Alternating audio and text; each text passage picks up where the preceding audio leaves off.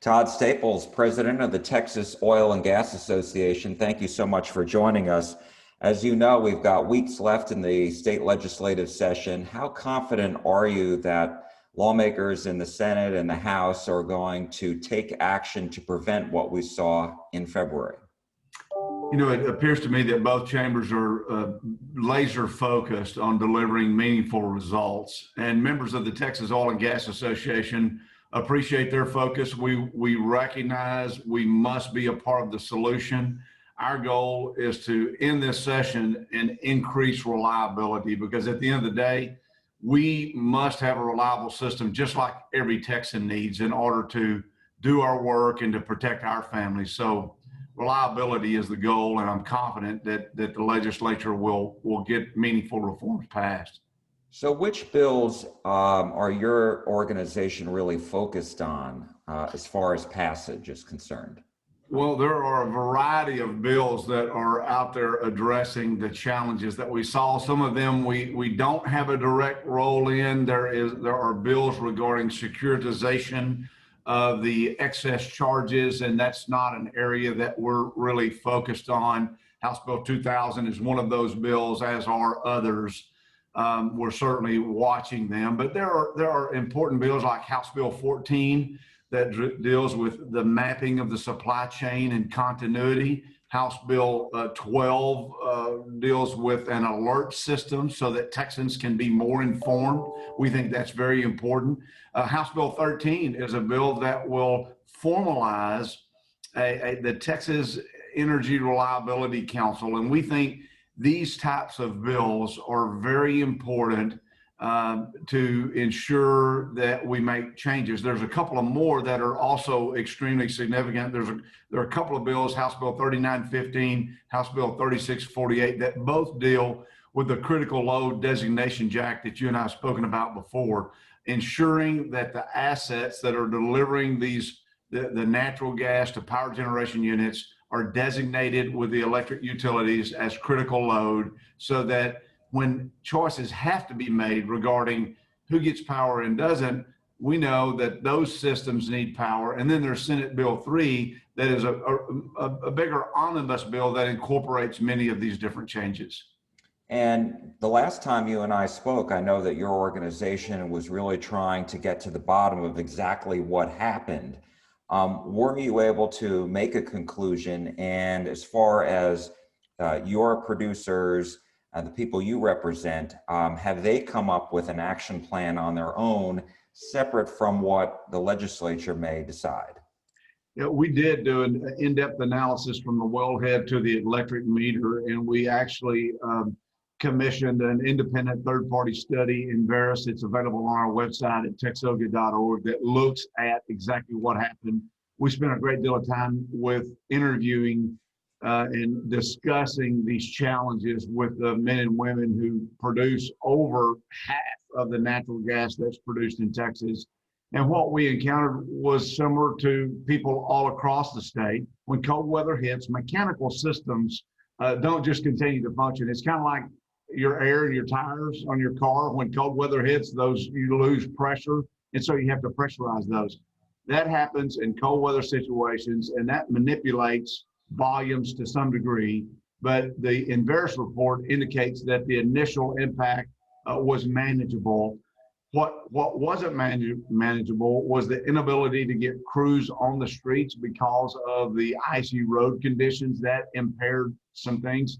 But the biggest factor that was determined is the loss of power to the facilities that move natural gas, get natural gas compression stations, processing stations, and up and down the supply chain. And so we know that if you keep power on, that these systems will function. The report also really, in our findings and what we dug into, recognizes that Texas has an abundance of natural gas. We actually produce twice as much as our normal daily needs. We produce about 25 BCF a day. We use in Texas about 12 BCF a day, meaning we are a net exporter state. When this emergency situation hit, a lot of our exports started going back and making them available to Texans.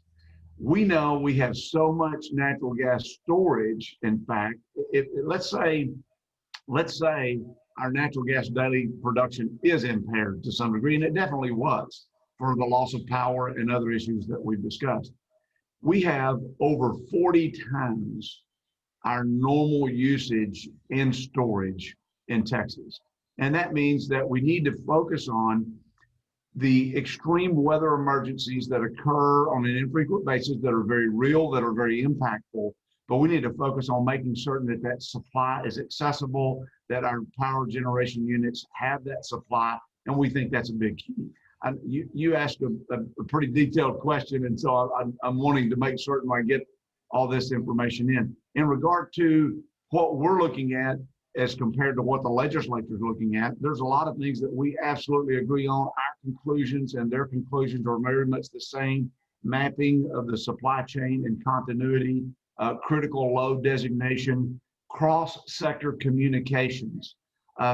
This Texas Electricity Reliability Council is vastly important because it brings together the Railroad Commission, the Public Utility Commission, ERCOT, natural gas suppliers, power generators, and they're all going to be in a war room, and they're really going to stay together and focused on how to make certain Texans get what they need and have that communication. We also think that targeted weatherization of those assets that are tied directly to these power generation units is essential. Our processing plants all the way to power generation units are very important to be weatherized in statute, to have those accountability requirements so that product can get moved throughout that system. And very importantly, from our natural gas storage that's so abundant, we just think that's very important.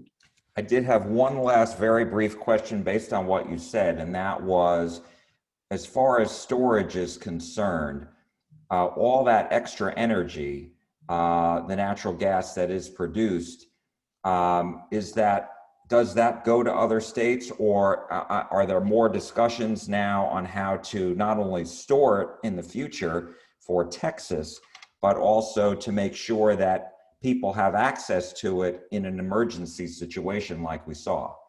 Yeah, that's right. That storage is owned by someone, people contract for that, and that's why that occurs. And in fact, many power generators did pre-plan and have contracts. So there's contracts for normal conditions, and then there are contracts for these extreme weather conditions. And so we know that some generators pre-planned and had those contracts for firm supply, firm transport, and firm storage delivery during those extreme weather conditions. We think that Texas needs to come together, power generators, natural gas supply, the entire state, state government, and to think about, okay, we want to make certain that our power generators have access to storage during these critical times. We know that in Texas, we have about 30 active natural gas storage facilities in Texas. The latest reports that I've seen, I think these numbers have changed, but the latest I saw was about 162 natural gas power generators. And so this mapping, we believe, can identify the storage and its proximity to these generators. And we're in a deregulated market. So a lot of states pay a lot higher electricity charges than we do. And we pay lower rates because we're deregulated. It's very important to the oil and gas industry that we have a stable power generation sector of our economy because we want them to be able to perform. And so if it's not financially feasible in a deregulated market to have access to these 3 days of storage that you might need in extreme weather events that occur very infrequently, but that can be deadly, as we know, we need to come together as a state and to have that conversation. What policy mechanisms do we need in place to solve this challenge that we know is on an infrequent basis? Our system works great. We're the #1 producer of gas in the country, but we know during these extreme weather emergencies is where we need to be focused. And so a lot of the conversation, unfortunately, has been about things that won't really increase reliability. As we close out this session, we need to really laser focus on reliability during these extreme events. Todd Staples, President of the Texas Oil and Gas Association. Thank you so much for your insight and your time today. Thank you, Jack. Good to be with you.